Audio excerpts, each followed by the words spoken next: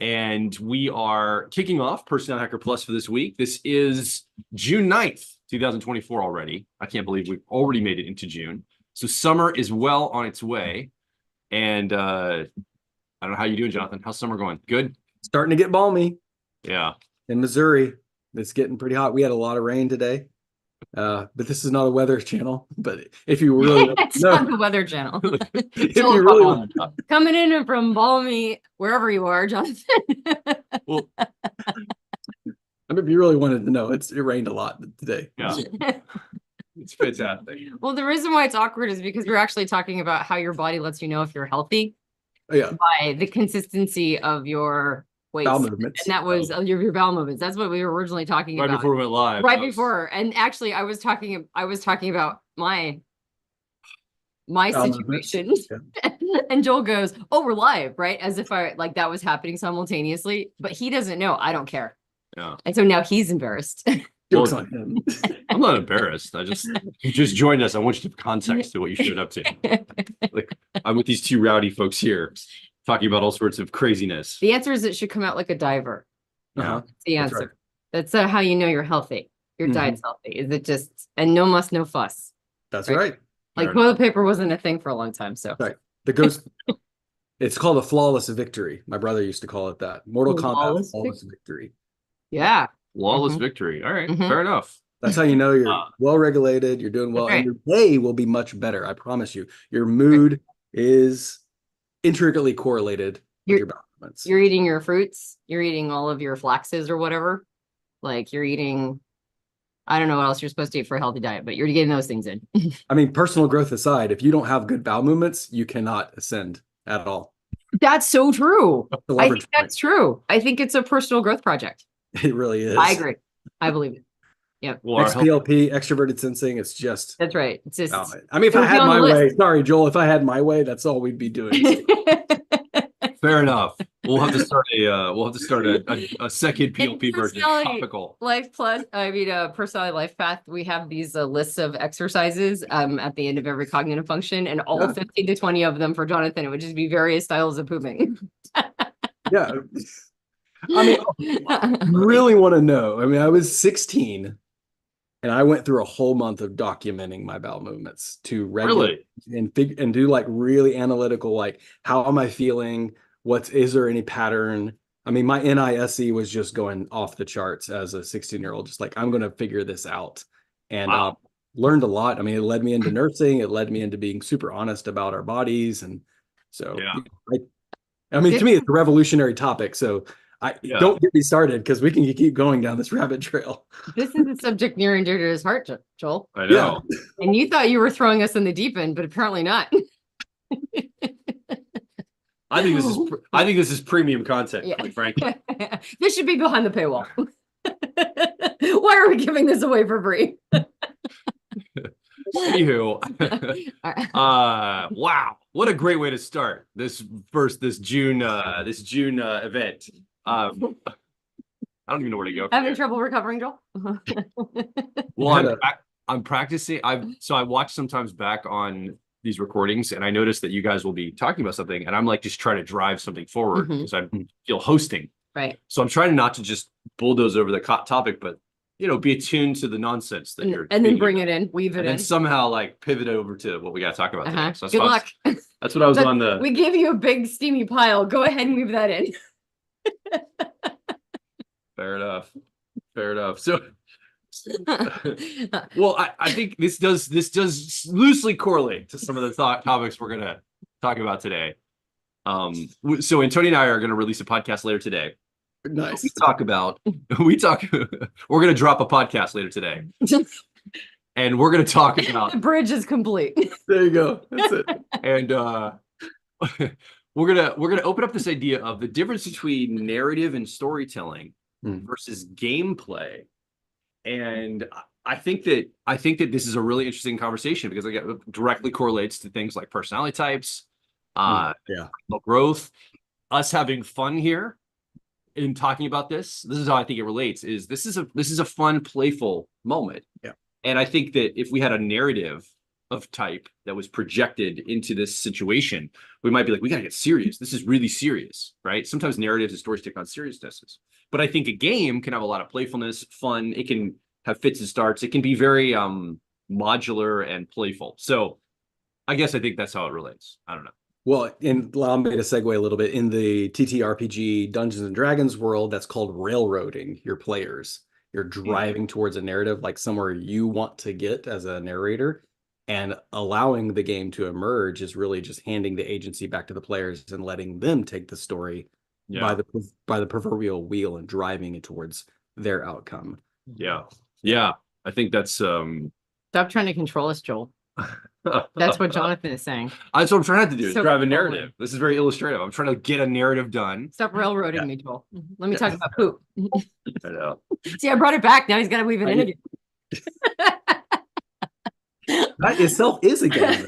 That itself is a game. And Yeah. that's what I learned as a game master, is like not getting, I think like judges can sometimes like want to like rein it in, or FE, extroverted feeling can sometimes want to rein it in, but like learning to take all my players' game emergence and then weaving that in can actually be quite enjoyable to the players. Just, conduct that madness. Yeah. Well, and I don't know why I'm goofy today for some reason, but I feel it. In part, well, I'm a little tired, and the more tired I am, the less resourced I am to be serious. I think people think serious is my default. Actually, serious is like it requires me to summon energy to be serious. My default is actually to just like take nothing seriously and play all the time. And so when I'm tired, that's when I get into like play. And the thing though that I'll weave it in, Joel. I'll find the bridge. I've got one. My extroverted intuition has it. Drop some truths on us, Antonia. Stop saying drop. Stop saying. We're already there, okay? We don't have to linguistically bridge it anymore. No, yesterday we had our coaching call with Dr. John Beebe, which we do once a month. Nice. And we were talking more about the trickster, and particularly like the seventh function, right? Or our trickster energy. And he feels that the trickster energy is one of the most important for true integrity.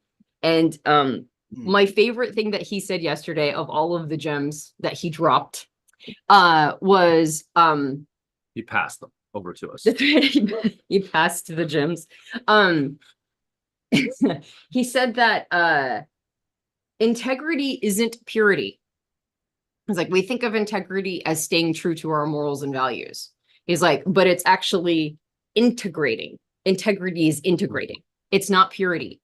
And in fact, if we are too tied to purity, that we can't actually integrate. What ends up happening is the more tied to purity are, that's a symbol that we're actually too tied to our eternal child energy, our third function energy, because the eternal child doesn't want to see itself as anything other than pure. And so, so purity actually keeps us immature. It keeps us too childlike. And the seventh function of the trickster comes in and reminds us that life is messy. It puts us in double binds. We'll never be pure. We're going to we're going to mess up. We're going to talk about poop on a live stream. We're going to there's a bunch of stuff we're going to do. And all of that helps us integrate something that keeps us grounded and realistic. And being too associated with purity also means that we're resisting our shadow. If we're associated, if everything has to be pure, everything has to be perfect, everything has to be totally in alignment with all of these like good qualities, it's actually a sign of immaturity. And we were realizing that there's been a couple of times in our past, because that's kind of how we were raised, was to be pure and like, and totally in alignment. And we realized there was a bunch of very immature decisions, and some of them were life-destroying decisions we made because we were trying so hard to stay pure. And so a part of me like kind of goes like, no, we need to muck it up a little bit. We need to make this like looser, more mirth, more funny, more like, let's not take ourselves too seriously. Let's remember that, the lack of purity is actually, there's a lack of nobility in trying to be pure when it comes to integration of the self. And there's a nobility in accepting the impurities in the world. And John reflected, he said, this really started to take off for Jung at the point when Jung started to get into alchemy. So like alchemy is that study of like, and what he said is in alchemy, the technique in a lot of alchemy, like actual physical, trying to figure out how to change the substantive nature of the chemical compounds. I don't know if you know how it works, but he said there's a word they were using that basically speaks to fecal matter and dirtiness. Yeah. And the chemical that's found in like the fecal matter. And alchemists would use this as like the substrate, the basis for mixing in other elements. Mercury. Right. Yeah. Primary mercury. To try to be able to like turn it, like, turn it into gold. Right. And yeah, and I was real, and so he was basically like, Jung was opening himself up metaphorically, like the dirtiness that had to be involved in that process to change something alchemically is started to give him the ideas of, oh, this happens for us too, in our personality, in our psyche, in our consciousness. Like we can't be 100% pure. Just all that is a rejection of the shadow in a way. So I thought these are like, I guess this does tie all together in a theme. It does. I didn't even know it was going to happen. Look at that. The connection. Everything connects. Yeah. Watch that extroverted intuition go. So, and the way that it connects specifically to the seventh function is that the alchemy of the Mercury was tied, it's mercurial, or tied to Mercury, who is also Hermes, right? Who is the trickster god. And so alchemy is all tied up with like the concept of Hermes, like the archetypal energy of the trickster, because it is a trick you're playing. And all of that. And so it's like, so there we go. We've got trickster, we've got poop, we've got the whole thing. Done. There you go, John. Well, yeah, the archetype of Mercury was the god that would remain nimble, helped you get out of binds. And that's a powerful metaphor as well for getting you out of binds and relieving some of the seriousness of life a lot of times. Like you feel, and I think everyone has been through the PLP, understands like there's a lot of pressure we put on our third function 10-year-old. Like it's I mean, I don't know if it's just this time period, but like it gets super serious for being a child function. And in reality, you're right, I have found more fun in my trickster function since I've been working on like integrating it. It's like, actually I've gotten a little sillier, I've relaxed a little bit about being impressive or direct or being opportunistic. Now there's like there is a dirtiness to like the opportunistic extroverted sensing that I've experienced in my life since I've integrated more grounding practices, more slow practices, more like, no, let's do this process over time and just wait a couple 10 years and then we'll decide. It tethers my almost neurotic behavior that I will have in being on all the time. It drives everyone in my family crazy when I'm like so if I tether that introverted sensing with like a little more chill vibe of sensing, my sensing is a little more chill. And so it is alchemical. And what's really funny about kids is kids are the ultimate alchemists. They will take like this plus this and just mix it together and drink it and create all kinds of magic and wonder in their life. Yeah. But sometimes they don't make it, which is why we have to have more than one of them, right? Yikes. We have to make a few just in case one of them is like too creative.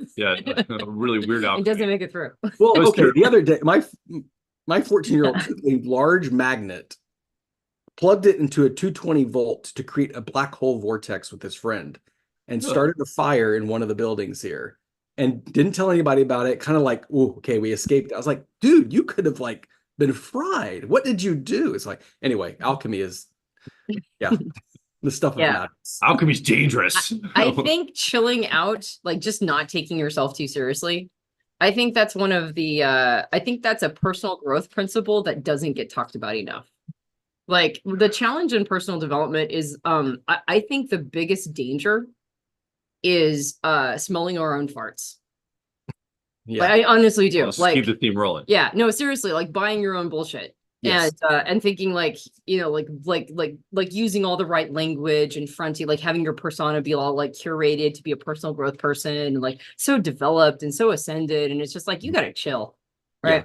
I'm reading a book called Goddesses and Older Women, which is Jean Shanita Boleyn's like next book on her goddesses and every woman. And so it's like for women over 50. She's a Jungian analyst from the last century. Yeah, Jungian psychologist. And so I'm not quite there yet, but I was like, I don't have that many years, so I'm going to go ahead and brush up on what's coming up for me.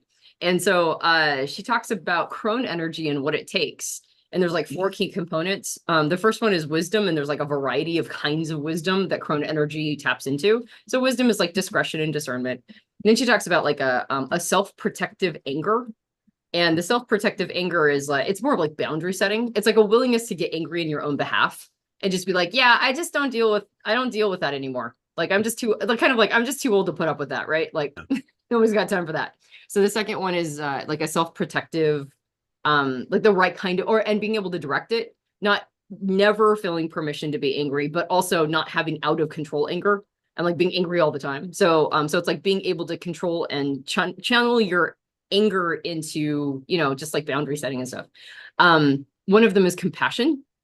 So it's the compassion that comes over time.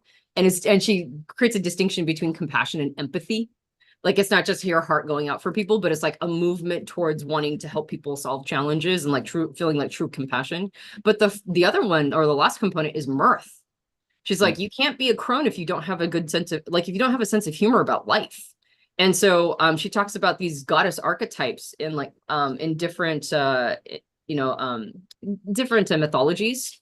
And it was like she calls it an earthy mirth. It's like a mirth, like in all of the archetypes, they actually were doing things that were kind of body, like BAWDY, like we're kind of like like showing their genitals and stuff and like making people laugh. Right. And she's like, and there's like a grounded quality about mirth that keeps you not, it's like, it's kind of like it helps you get over yourself, basically. Yeah. And personal development, there's a point, like you keep working on yourself, but there's a point where you're like, you're not doing it to become pure, to become like this amazing, like to front to everybody else about what all your growth is. And, it's like, you're just doing it because this is what you do. And you're not taking yourself too seriously, and you're okay if other people don't agree. And you're just like, okay, well, that's whatever that person's talking about. And so bringing that trickster energy in, bringing the mirth in, bringing sort of like the, it's not all pure, it's not all perfect. It's like, it's going to be fine. Let's talk about poop right now. Like all of that is actually the path to like an ascended wisdom, particularly for women. So there, I justified it all. I love it. Okay. Let's go to the clip for this week. Let's tune into this idea of gameplay versus narrative. We'll come back and talk about it in the Personality Hacker Plus membership. Before we go there, I do want to mention we have a webinar coming up on June 18th. If you want to head over to personalityhacker.com/webinar, we're going to be talking about our personality profiler training course that's opening up for enrollment right now. It's our flagship program. We're going to have an event in November. And so this is a 6-month program we're enrolling people into right now that we would love to have you a part of. If you come over and watch, be part of that webinar on the 18th, you get your questions answered. You can find out more about the program and get involved in this space. This is something that's near and dear to our hearts, and we want to see people in this program. So June 18th, personalityhacker.com/webinar. Love to see you there live on the 18th. All right, Karina, I think we are ready for our clip. Let's jump into that now. We'll see everybody in just a few minutes.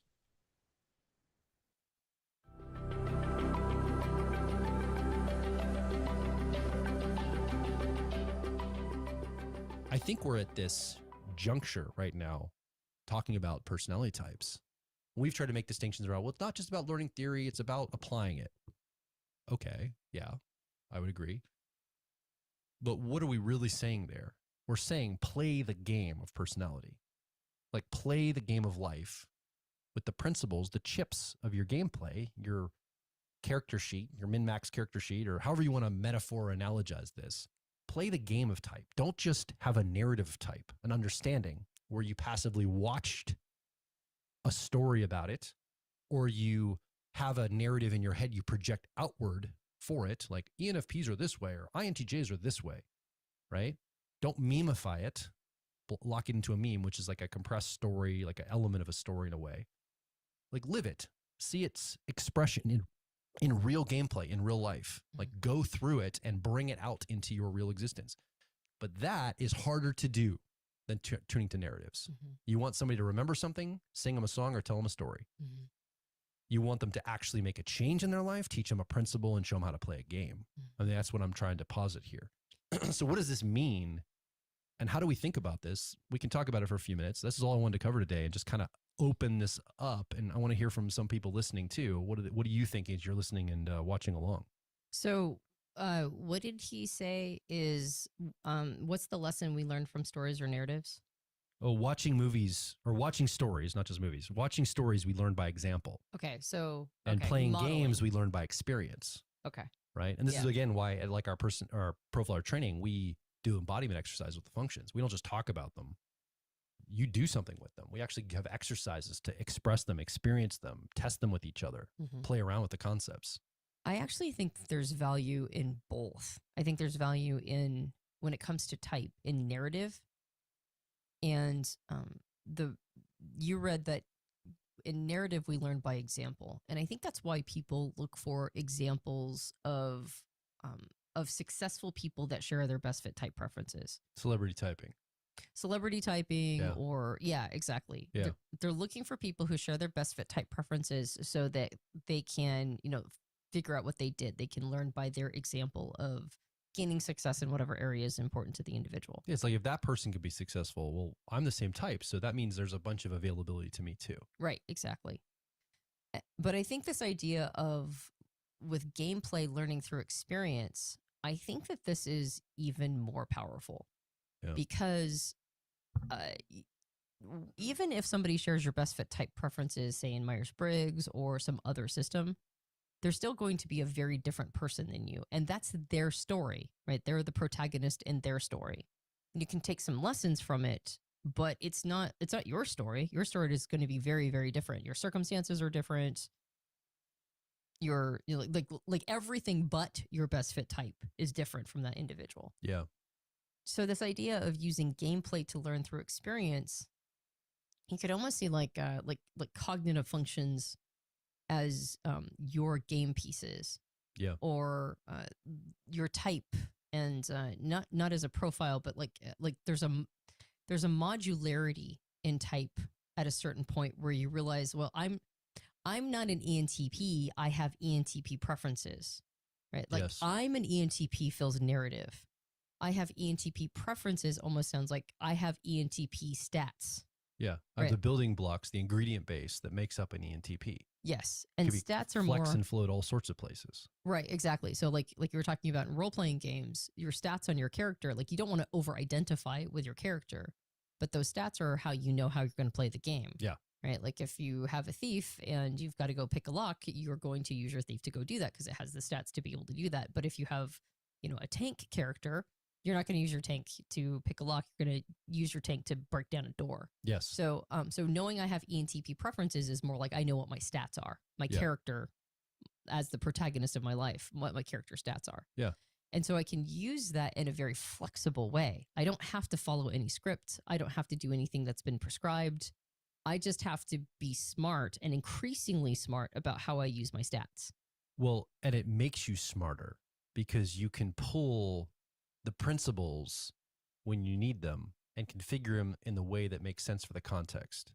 So like, I don't know martial arts, but I saw a video of this guy once. He was talking about the difference between learning like technique-based martial arts versus principle-based martial arts, meaning you learn how to do a certain kick or a certain punch or a certain move, defensive move, and you do it the same way, but you don't understand the principle of what you're doing. You just learn the process, step 1, step 2, step 3. The wax on, wax off. Exactly. And he said that he started to see better results in his martial arts training. Again, I don't know anything about martial arts. I don't exactly know how this works, but he said, I started to look at the principles of what a kick meant. And then I realized that if I only train myself in the one type of kick narratively or topically or whatever, step 1 through Z, I don't have as much variability. I don't really know what I'm doing. It's like I don't have a principle-based approach. And his argument was when I learned the principles, the building blocks, I could actually learn much faster and with more depth because I understand what's going into it all. Mm-hmm. So I'll bring personality type into this as well. We talk about this with it's kind of a funny example at this point, but early on in the process, when someone joins our personality profiler training, you will say, when you ask the flow question, which is what we teach at the beginning of this process, you're going to get a lot of the same answers. But what do you love to do, right? And there's a whole process of the flow question, but it's gardening, playing with my kids, reading, cooking, reading, and sex. Those are like the top 5. Yep. Right. So you always will funnily, humorously take gardening out of that and go, okay, you don't say this, but basically you could say, if you're looking at type through a narrative lens, you say, oh, you like gardening. That must mean you have FJ preferences, because we know FJs like gardening. Right. And we turn to the audience and the students, we go, wouldn't that be silly to have that kind of viewpoint? Yet that's how people show up to personality types. They have a narrative of, oh, you like this behavior. That means XYZ. Mm-hmm. When we say, actually, somebody could like gardening for a host of reasons. They could like gardening because they like the hands in the dirt. They like the beauty of the plants. They like to grow their own food. They like to nurture something and have something that they have to care for to encourage them every day. Like they like to showcase their house. Or, there's all sorts of reasons why someone might like gardening. And when we are stuck on a narrative, we're going to misapply reasons and behaviors to people. When we're stuck on the principles, seeing it like a game that's being played, we go, what would a character that does, like, we get down into the wiring of it, the principles of it, why they're doing that, what's going on there, all the ingredients that make that person them. And it isn't always somebody with FJ preferences, right? There's a bunch of, like, every single personality type, all 16 of the personality types and all 9 of the Enneagram types and any other system likes gardening. Well, right. There's a person of all types that likes gardening, period. Yeah. Well, there's the reason why there's the top 5 is that's because they're associated with our most basic needs. Yeah. Like gardening, like that we've been hunting and gathering food for time immemorial. And then we went from that to agriculture. So gardening is very tied into our survival. For a long time. And playing with my kids, right? That's basic biosurvival stuff, right? This is my progeny. They're passing on my genetic code. So of course I'm going to be interested in them. Reading is information consumption. Everybody likes to consume information. Now, not everybody likes to read books or like fiction books or nonfiction books, but everybody consumes information or at least enjoys it. So there are reasons why these are the top 5. It's not what they say, it's why they say what they say. And I think that modularity, like the understanding that this is a game and we're all playing it. We might be, I mean, when you gather a group together in a role-playing game, there's usually a ragtag team, right, of adventurers, and they're all doing the same thing or at least heading the same direction, but they all have different tasks. They all have different responsibilities in there. So are they all going and fighting a boss? Yes, they're all fighting a boss.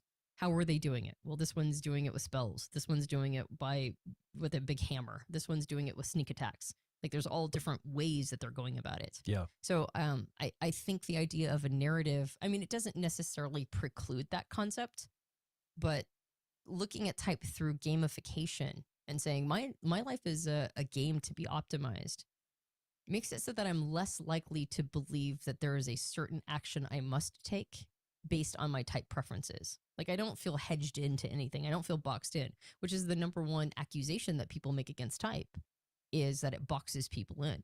And it's like, it only boxes you in if it's a narrative, right? If you have to be a certain thing based on your type preferences. But if it's a game, it's like, it doesn't box anybody in at all. It just tells you what your stats are. Like it gives you instruments and tools to start out with. And everybody starts out at level 1. What are all the ways that extroverted intuition can show up for a person? Yeah. Right. What are all the ways it can? And if it's a token, if it's something to be optimized, it's not, you're not going to expect it to show up the same in every single person. What are all the different, what's the variety of ways it can show up? I think this is one of the reasons why subtypes has been so helpful. Yeah. Looking at, Dario's work with holistic and analytic functions, and then how they're, like how each type aligns with certain neurotransmitters and hormones and how that will flavor how the type shows up. But as soon as I saw that, I was like, okay, so extroverted intuition married to introverted thinking and a dominant subtype. What are all the different ways it can show up just in that subtype? Yeah. What's all the different ways it can show up just in the creative subtype, normalizing subtype, and harmonizing subtype? How many people have been harmonizing ENTPs that I didn't even notice because they're showing up very different than I'm expecting them to? Because I'm now a harmonizing subtype. I have been probably for the last 5 or 6 years. Yeah. I wasn't before. And so it's a very different style of ENTP. In fact, it's such a different style of ENTP. I'm often accused of not having ENTP preferences. Yeah. Not by anybody who listens to the podcast, by the way. 100% of podcast listeners believe I have ENTP preferences, but if you don't listen to the podcast, it does not look obvious. And so, how many people are difficult to tell, and how many people are conversations like how many battles have been created over somebody's type? Yeah. When if you look at it through narrative, they're supposed to look a certain way. Yeah. Or just really bad thinking. I mean, somebody Right. made a comment once under our podcast that, well, you're both introverted sensing memory 3-year-old Right. processes. Inferior, right? That means you don't have the capacity for intimacy. or Yeah, you something. guys don't have intimacy. I'm like, wait, what do you explain yourself? What do you mean? Well, you have this function as your shared 3-year-old. So Right. clearly that removes the ability for intimacy or something. I'm like, where are you getting your information? I'm I'm like, thinking, we're both humans. that's somebody very locked into a narrative. yes. Right. yeah. They see a perspective that now everything has to fit to that narrative. They can't, if they were from a gameplay perspective, they would be able to see the differences and nuances Well, of how people show up. As a narrative, I have to fit ENTP. I have to fit that. Yes. And having introverted sensing as an inferior function means a very specific thing in this narrative. And I'm fitting that narrative versus I'm a human being, and 100% of human beings have the capacity for intimacy unless there's something terribly wrong, right? Yeah. Like psychologically. And so those preferences, they serve me. I don't serve them. So it doesn't matter where my introverted sensing is. It doesn't matter what my best fit type is. I still have the capacity to have intimacy, and so do you. Yes. And so it's like, so now I'm using those as tokens. I'm using those as part of me. Yeah. They're not using me to fulfill their story. Yeah. Yeah. We just gave a talk to the British Association of Psychological Type. They invited us on their most recent conference to give a talk. Mm. We've been on their association. We've spoken at the Australian Association of Type, the International Type Association, APTI. Soon, time of this recording, we're about ready to go out to Seattle for a live event very soon. And we're going to also be connecting with the people out at that association. So we've been speaking to these associations of psychological type often. So we're in front of the British Association a few weeks ago. And I remember us communicating with them.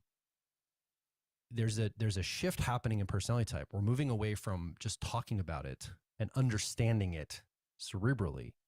And I said, I see the movement forward as operational, meaning how do we think about type like a game or like something we operate or do, not just something we talk about or think or understand. Mm-hmm. And I think that's really important to be thinking about. And that's why, for example, our personality profiler training, we organize the entire experience around doing a live person-to-person personality profiling session. We don't teach you how to watch a video and just determine or guess somebody's best fit type off of a video, because there's no feedback mechanism for that. And we draw that distinction. We've done that in podcasts in the past, typing versus profiling. Profiling is an active experience. It's connecting to another human. But I would also say it gets away from narratives. It moves us away from projection, because we're looking at the person in how they're like bottom up, how they're showing themselves to us. And we're identifying what they're showing. We're not trying to project a narrative or meaning onto them. We're trying to let that emerge in the conversation. And it's not always a direct science. I mean, there's an art to it. There's a conversation that's happening between two people. Yeah. And that dynamic conversation, I think it's like a little game you're playing with somebody. I mean, we're taking it very serious. When I say game, I think most people are like, somebody might be just fun and silly and not important. I think games can be deeply important, deeply serious. I don't think they can have an element of fun too and still be serious. Yeah. And so I think it's a little bit of a gameplay. At our portfolio training live events, we often will do, Melissa Harris, our advanced profiling coach, will do something like, it's like speed dating, but for speed profiling, for fast, rapid engagement to try to break through narratives. Like everything I'm watching, if I think about it, most of what we do at profiler training and in that course and some of the other courses we do, we're trying to bust through the narratives of what people have to get them down to core principles of gameplay. Yeah. Well, and if you have to do a live profiling session, then you have weight to it.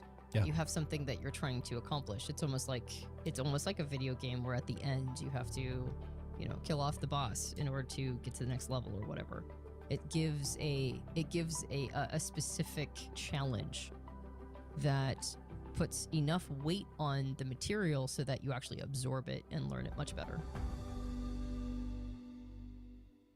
All right, welcome back, everyone, to the main session. I don't know why I'm getting an echo, but I'm getting an echo. Oh, there it goes away. All right, welcome back, everyone, to the main session. Make sure I can put my, oh, we're back. There we go. Welcome back, everyone, to the main session. There we are on there.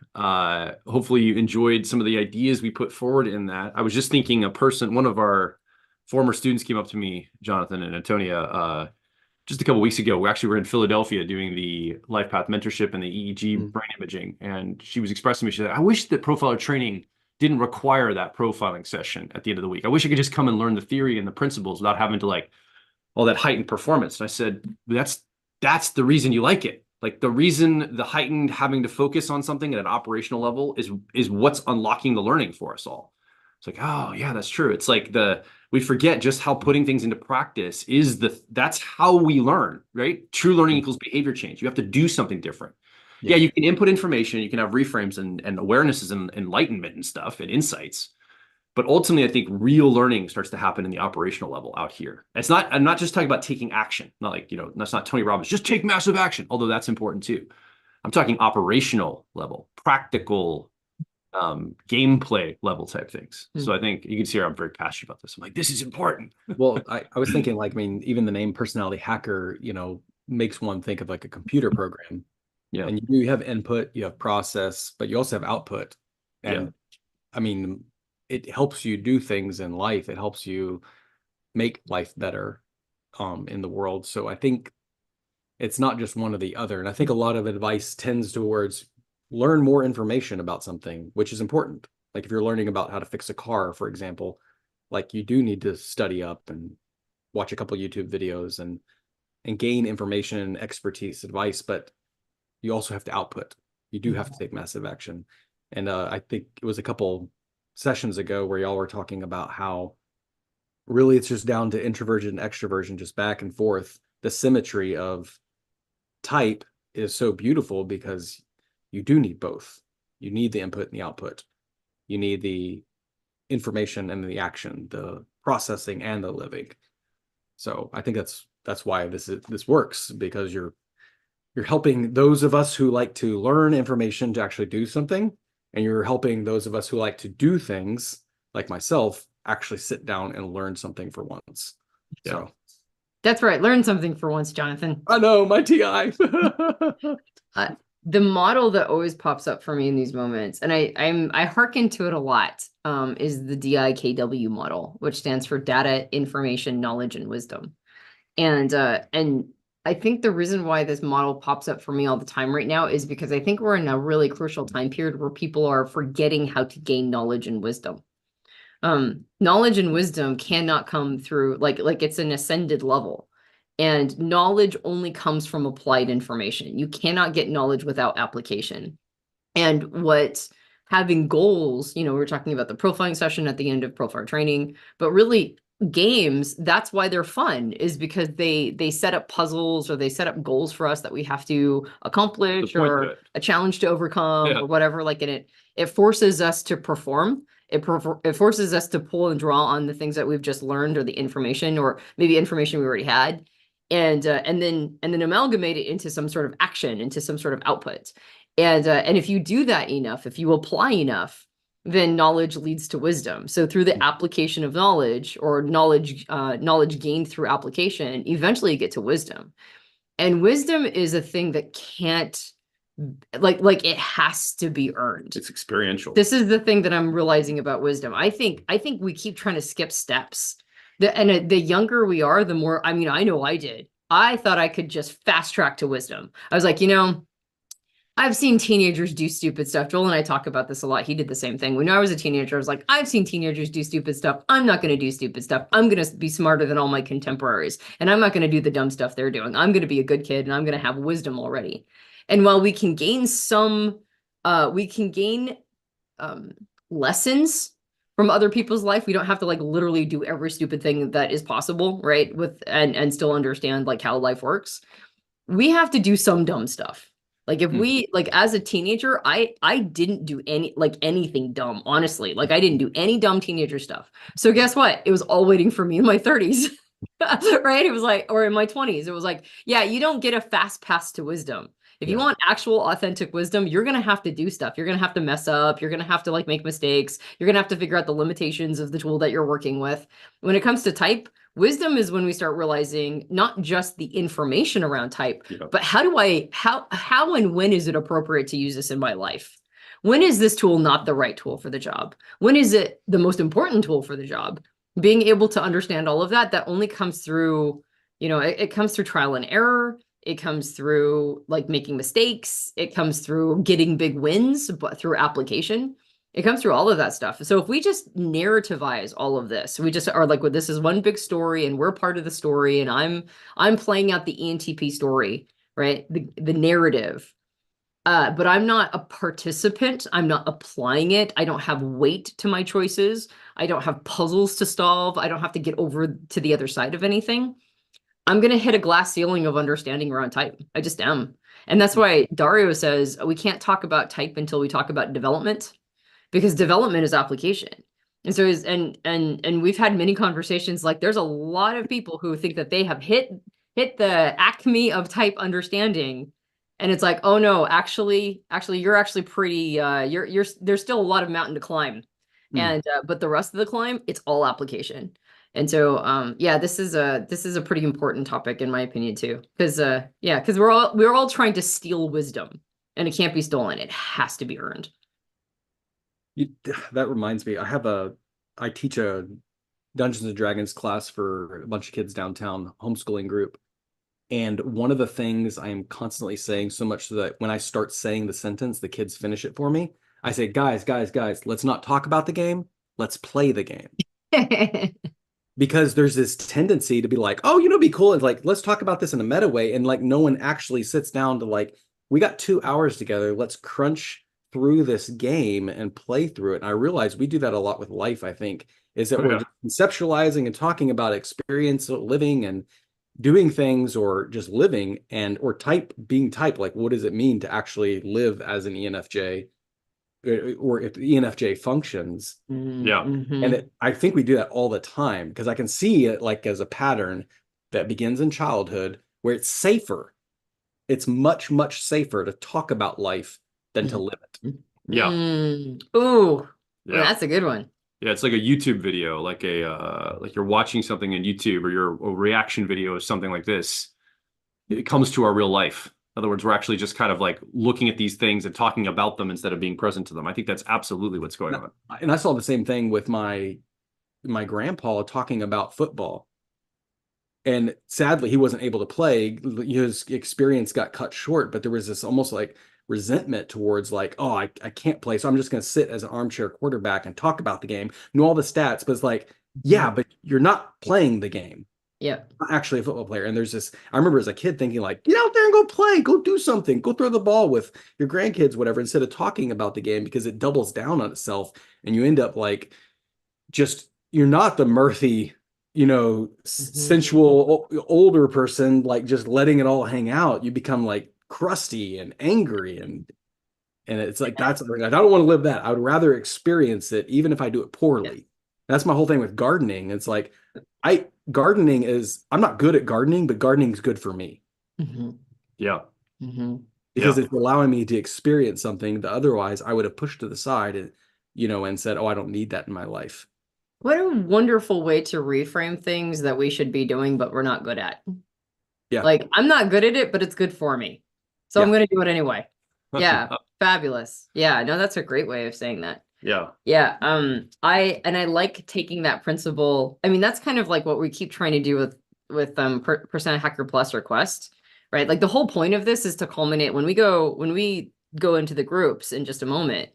All of this culminates in an exercise for the week. And our Persona Life Path program, it all culminates. I mean, like all of it is exercises every single week that culminates into getting some real legit work done so that you can go apply it in your life. And profiler training is all about culminating in like doing a profiling session, taking action. It turns people off. They're like, I don't want to have to do something. I just want to come and talk and learn. It's like, well, this might not be for you. Maybe it turns people off, or maybe it's just a paradigm shift. Like what you just said is like, let's stop talking about the game. Let's play the game. Yeah. It's like everything we create, there's obviously talking. I'm talking right now. But so there's obviously discussion and talking happening. But but it's like it's not about talking about type. It's about playing type. Right? It's like about living it out. Like let's go do something. Let's go do a thing. Yeah. I mean, what you're talking about is revolutionary itself, because we don't have language for how to play type. What does that even look like?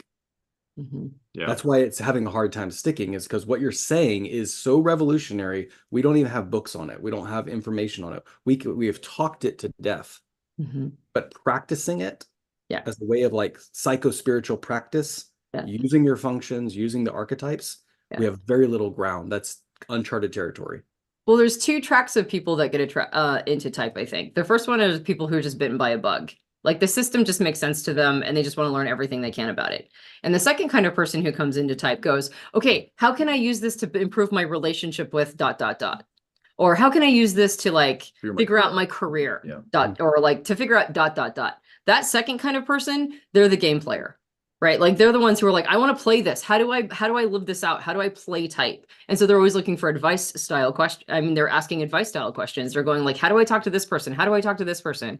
And of course the challenge is that you start getting into type and you're like, well, you can talk to this person in this way, but there's going to be a lot of diminishing returns because they're also an individual. So then they're like, oh, there's a lot of information here. But if they can just get over the hump of going like, oh, this isn't a silver bullet, right? So the second kind of person tends to shy away once it's not a silver bullet. And it's like, well, it's not a silver bullet, but my God, is it an incredibly valuable system that you can apply to almost every inch of your life if you come in with that spirit, when you come in with the spirit of application. And so the people who come in with the spirit of application and are okay with it not being like a quick solve silver bullet for everything, those people, man, do they get the juice out of the squeeze. The first style person who just, and I say just, I'm one of these people who falls in love with the system and wants to know, as much as they can about it. That's when it becomes a paradigm shift to go, no, this is lived. It's lived. There's energies attached to this. I live this out. That's why we did the 2-part series we did before about like processing versus living. It's like take life and live it, or take type and live it, apply it, gamify it, turn it into something with an output. And once you start doing that, if you've got all that information, you never thought it was a silver bullet, you were just fascinated by the system. If you can take all that information that you've been accumulating for who knows how long. I mean, I learned type when I was 14 and I'm like 46 now. So who knows how, right? Stop. So you take in all of that information and you're like, oh, oh my gosh, there's like endless application capacities. And then pretty soon that's when like you get around people who know type and it's like they've got this like weird psionic energy blowing around their head. And it's like, oh, they figured it out. That person's tapped in. So there's a hump for both styles. The person who's just fascinated by the system, live it, turn it into a game. Like do, like bring it out to the world. Like don't just be fascinated. Don't just look for people to talk to. When people say, how do I get my family or friends into type? It's like, start showing how living type is revolutionizing your life. And all of a sudden they'll go, I'll have what she's having, right? That's how you get them into type, is that you start doing these amazing things. And that was the tool you used. That's how you get them to talk about type with you. You just change your life. That's right. And if you're the second kind of person, if you can just get over the hump of like, this is not a silver bullet. I haven't found like the cheat code to life. It's like, well, you kind of have, but you have to learn the code, right? You can't just like hit a button and it works, right? And if you can get past that piece, then you also end up that kind of person. But those are the two tracks. And and it's just a matter of like getting over that hump. And then on the other side, endless possibilities. Yeah. Amazing. All right. And it goes back to the very, very first conversation topic we started this entire thing out with. Poop? There's always output. Oh, sorry. There's always output. I mean, seriously, though, you can't ignore that system. Like a whole life is just right? in and out, in and out. In and out. There's output. All right. So we got to go into breakout rooms. Here's a breakout room prompt. Do you think of so we're going to put 12 minutes on the clock. People that are part of the Personality Plus membership, we're putting you into Zoom breakout rooms now, just in case you're brand new, because I've realized that we have some new members, 2 or 3 or 4 people in a room. And I want you to discuss just for about 12 minutes with your small group, and then we're going to come back and share in the broader context here. This breakout room prompt. Do you think of your personality type? as a story that you have to fit into, or as a game to be played that you can optimize? So like for me, I have ENFP preferences. What I see it as, okay, I'm ENFP. That means I need to be into performance. I need to be into my emotions. I start to list all the things that quote ENFPs, like the list of ENFP traits or something. And I'm like, okay, that's my marching orders. Those are the things I have to live to. Or would I see it more as a game to optimize? Like, okay, well, those are topics, but what is my core building blocks of my personality type? And how do I approach it? And be honest, how do you see it? And maybe it's bifurcated. Like maybe some parts of your life you see as living to a narrative and other parts you see as gameplay coming up. So let's open up those rooms. We'll see everybody back here in 12 minutes to discuss a little bit. We'll hear from 2 people and we'll see you in about 12 minutes. And if you're still with us here on the live streams, we're getting ready to end the live stream this week. Thanks for joining us just for this first part. Just be a member, Person Hacker Plus. I think you'd really enjoy it. It's a really great experience. And even more so, we'd love to invite you to come on June 18th in the evening to a special webinar presentation. We're going to be talking about our personality profiler training program. You actually saw us talk about it in the clip earlier. We'll be talking about here on the live stream with people. And this is our premier personality training. I think it's the best training to operate personality types. If you've been listening to our podcast for years, you know that myself and Antonia usually have a conversation with just the two of us. Sometimes we have a guest that comes on, but it's always a conversation, a psyche to psyche. We're not just talking at you. We're having a conversation with each other. We're letting ideas emerge. Well, a profiling session is very similar in that you're having a communication with another person. You're sitting down, you're getting to know them. You're understanding how they tick, what makes their cognition work. And you're getting to arrive at a best fit type together. You're not trying to tell them what their best fit type is. You're trying to find that together, co-create it. Mm-hmm. And what's amazing, I don't know if you're a parent, you know this experience. You try to give your kid advice. You might be 100% right? I did this with my son a few weeks ago. I thought I was 100% right. I think I still am right. I gave advice. He wouldn't hear it. So then I spent some time building rapport with him, asking him questions about his life. We went on a walk. We came back from that. I gave him the exact same advice. Immediately, he can hear it, and he took some action on it. And it reminded me just how powerful it is when you help someone arrive at their best fit personality type. The personality type advice you have for them is now hearable because you had the experience of helping walk them through understanding themselves. So now that you've helped them understand themselves, like, okay, what's next? You're on prime footing to help give advice in the world. So if you're like, why won't my friends and family take my advice? Why won't people I talk to? I'm pretty sure I know their type, or they've told me their personality type. Why won't they listen to me? I've got such good advice. You might have 100% great advice for them. You might really be able to help them. And yet you have to build the empathy with them. You have to build that rapport through a process. That's what we think in order for them to hear that. So I think profiler training is a great tool for this, to be able to learn the discipline of walking somebody through the process of understanding their best fit type and put yourself on footing to be able to give them the advice that they can really help and change their life. And probably if you're watching this, you're interested in giving advice to people and helping them. It's also a hell of a good time. It's really fun. A lot of gameplay. It's like the best 6 days or 5 or 6 days of every 6 months for us. It's so much fun. Yeah. It's a blast. So what's the webinar link? So go over to personalityhacker.com/webinar, June 18th. That's a Tuesday. We'd love to see you there live. If you can't come live and you register, we can send you the recording right afterward, but we'd love to have you there live. You can get your questions answered. We're going to go through the process of the program, show you some of the building blocks of how we do this, and then we'll give you an opportunity to learn more about being part of it if you'd like to be part of this next cohort coming up in November. Yep. All right, we got to go. Attend to all of the we have to go deal with a thing. Personality Hacker Plus members. So we got a jet, but thank you so much for being here with us this week, and we will talk to you on the next live stream. Peace.